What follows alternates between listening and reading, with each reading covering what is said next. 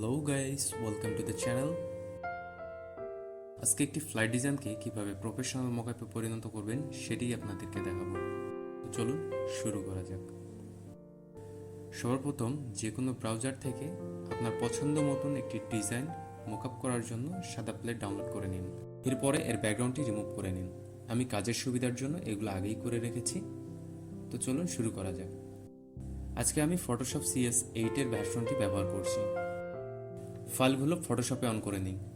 তারপরে ডাউনলোড করা প্লেট এবং ব্যাকগ্রাউন্ড রিমুভ করা প্লেট দুটি একে উপরের উপরে রাখি। তবে খেয়াল রাখবেন ব্যাকগ্রাউন্ড রিমুভটি যেন উপরের দিকে থাকে। এরপরে এগুলোর উপরে ফ্লাইট ডিজাইনটিকে ছেড়ে দিই। খেয়াল রাখবেন সবগুলো লেয়ারের উপরেই যেন ফ্লাইট ডিজাইনটি থাকে।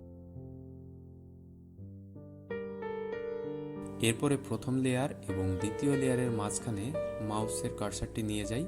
তারপরে অল্টার প্রেস করে সেখানে ওকে ক্লিক করি। বাস দেখতে পাবেন আপনার ফাইলটি সুন্দরভাবে সেট আপ হয়ে গেছে।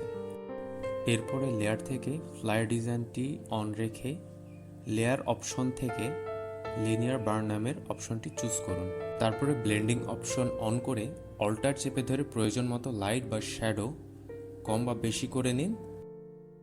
ব্যাস তৈরি আপনার প্রফেশনাল ফ্লাই মকআপ। তো বন্ধুরা, আজকের মতো এই পর্যন্তই।